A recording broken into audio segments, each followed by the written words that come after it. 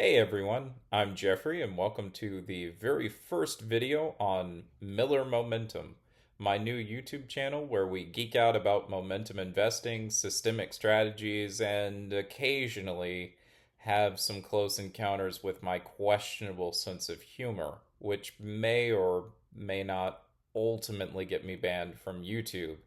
Anyway, today I'm walking you through the core of my investment strategy, a blend of global momentum equity and alternative trend following approaches. It's basically Jack Bogle meets a rules based tactical system. It's what I like to think of as indexing, but with a seatbelt and better shocks.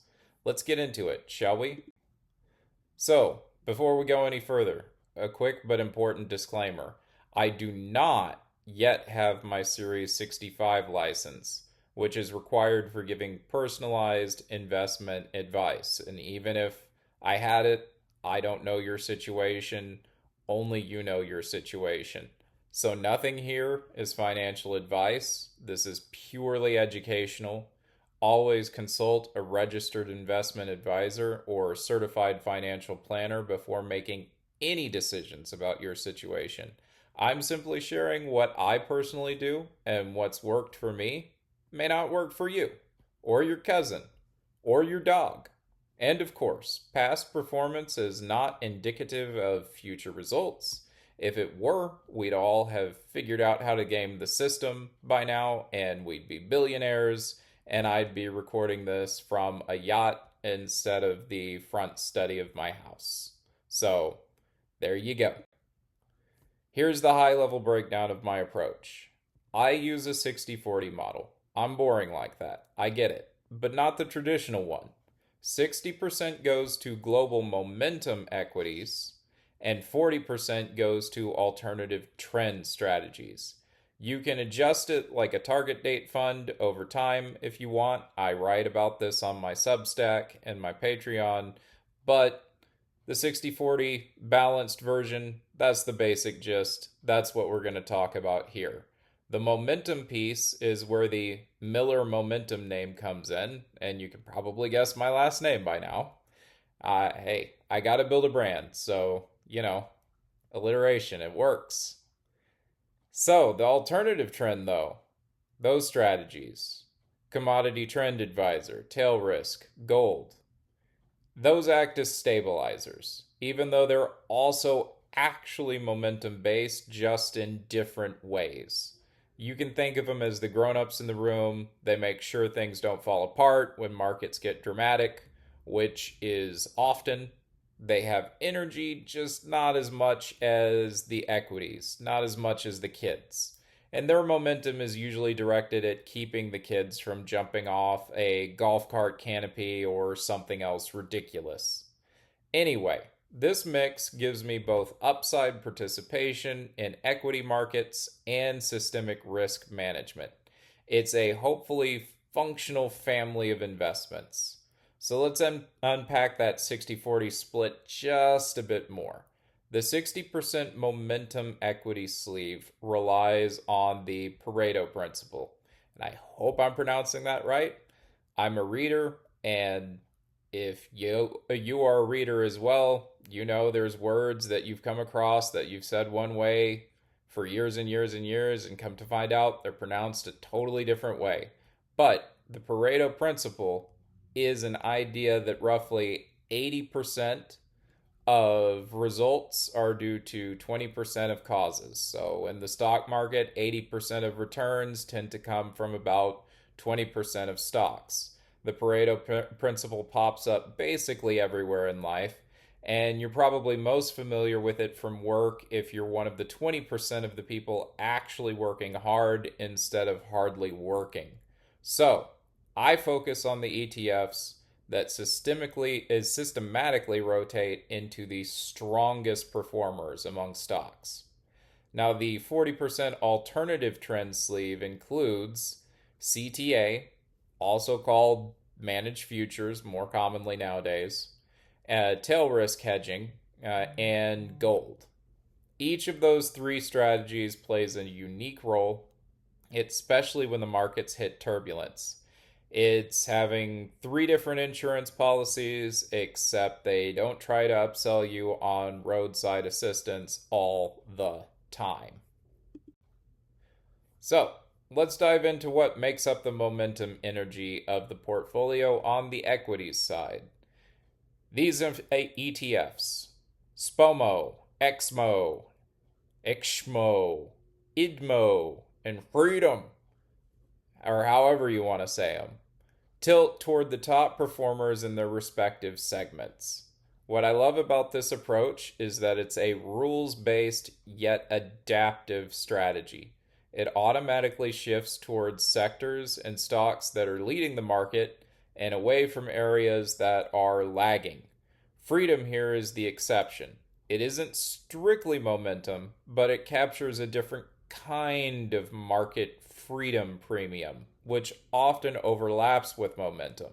So it's looking at friendly environments, at the emerging markets that are on their way from uh, being a developing market to a developed market. The societies are getting more freedom, they're getting more economic leeway. So I don't use emerging market momentum ETFs because, frankly, to put it bluntly, they tend to suck. Why? Well, I think it's because they have exposure to autocratic regimes which aren't necessarily the most friendly places for innovation and entrepreneurship. Well, at least entrepreneurship that entrepreneurs actually get to keep. Anyway, yeah, momentum. In short, this is a way of letting the market tell you where the strength is instead of guessing yourself. You just follow the market. Not satisfied? Well, here's the why behind momentum. The Pareto Principle, as I mentioned before, suggests a small group of stocks drives most returns, and we can see this played out in the data.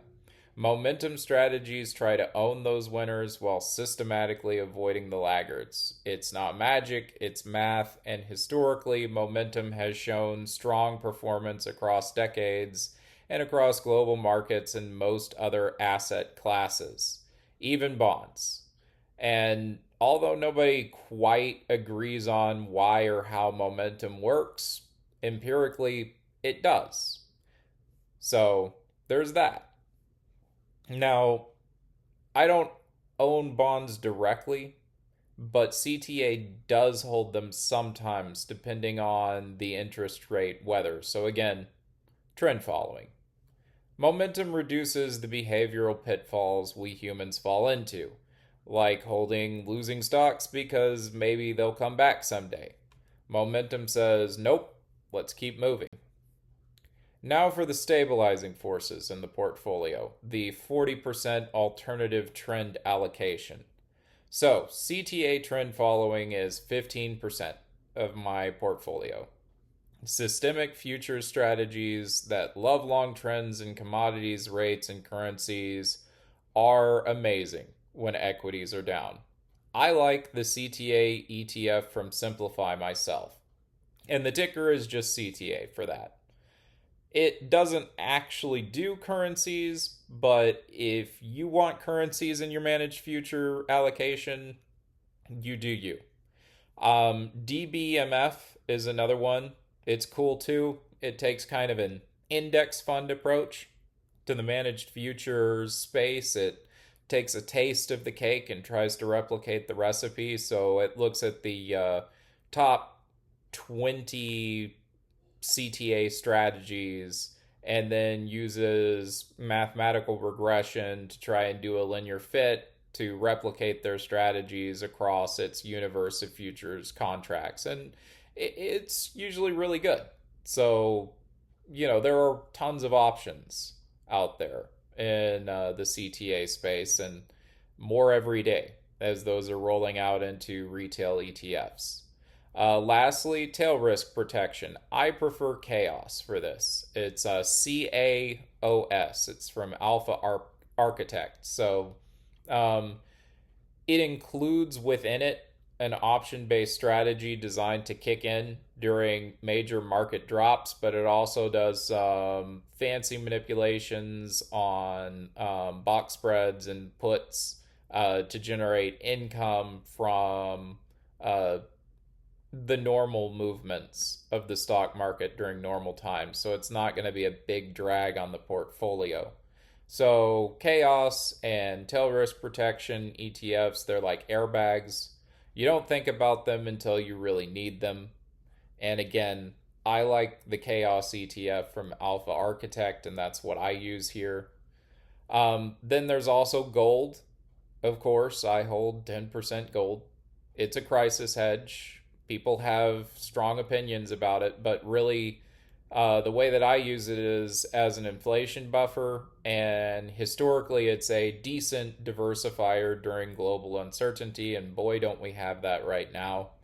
A lot of people say the real expected return of gold eventually is zero. Maybe, maybe not. Maybe it's just preserving purchasing power. But the fact of the matter is, gold is cool because it can be up when everything else is down. And since I do regular quarterly rebalancing, that allows me to buy into other areas in the dip. So it works out. This trio works especially well when equities get choppy or enter prolonged drawdowns. Why this particular percentage mix? Well, we can get into that in future videos when I talk more about back testing and whatnot. So the diversification, in a portfolio, it's not just about owning more stuff, it's owning stuff that behaves differently. And managed futures and tail risk strategies tend to zig when stocks zag. Gold historically does its own thing too. So the key idea here is when equities are stressed or correlations spike, these strategies are going to shine. They smooth the ride and help preserve capital during drawdowns, giving you dry powder to reinvest when the dust settles. So these are my portfolios. I guess you could call them emotional support animals during bear markets. They give the equities something to squeeze when they're screaming. And I called them the adults in the room earlier, and it's true. They can also just keep accumulating on their own and growing at a different pace than equities. I mean, some years they may even be driving most of the returns. It depends. It's just good to have something different. Not everything has to be about equities. So, why all the momentum? Why the trend following? Why not just VT and chill? Well, purely passive indexing is fantastic right up until it isn't. As passive investing strategies dominate the market, price discovery weakens, liquidity thins, and flows become more mechanical. Fewer active participants means markets can become more fragile during shocks. I'm not trying to fearmonger here.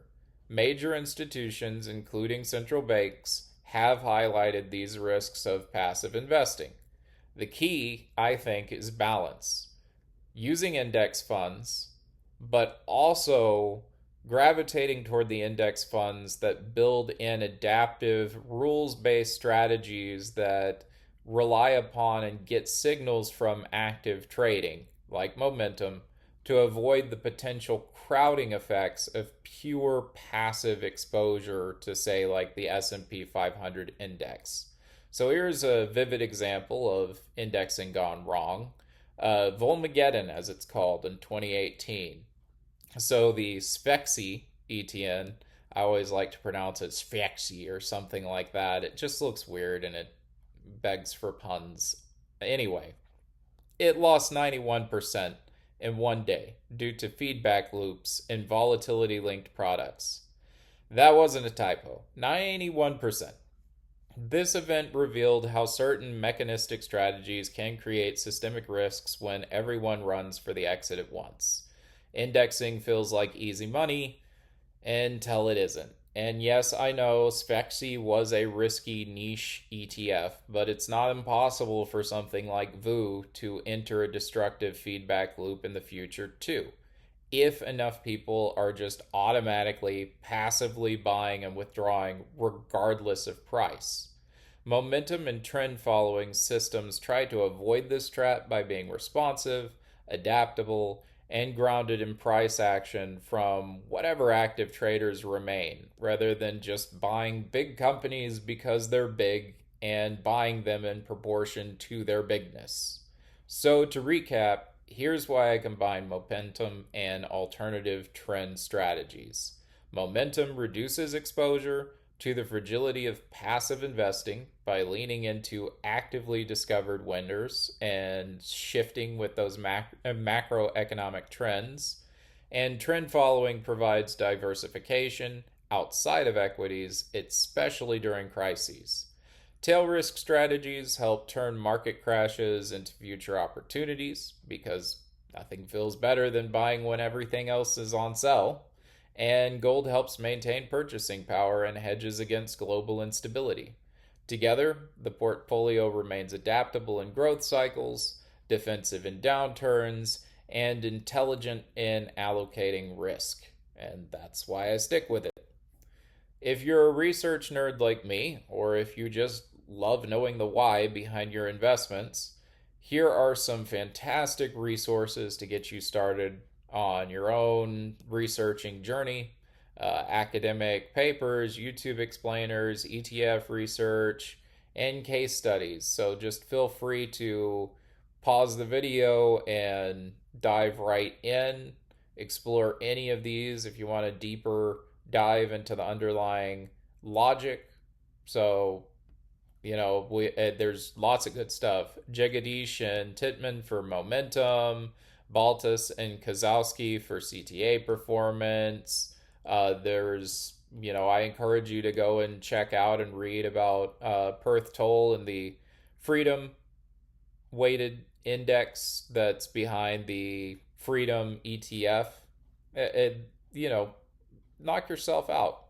And thank you so much for watching the first ever video on Miller Momentum. If you found this helpful, hit the like button, subscribe, and drop a comment with what you'd like to explore next. And hit up my Patreon. The link is in the channel. I'm going to have some goodies debuting soon for Patreon subscribers. Right now, it's just $5 for the Launchpad membership, and you get the first 7 days free. So, yeah, just let me know what you want to explore next. Momentum ETFs, CTA strategies, risk management, whatever you're curious about. I'm also going to talk about backtesting in future videos and show you how my portfolio has performed in the past compared to popular indexes, and talk more about how this general strategy can be adapted to different levels of risk tolerance along a glide path. So, really looking forward to it.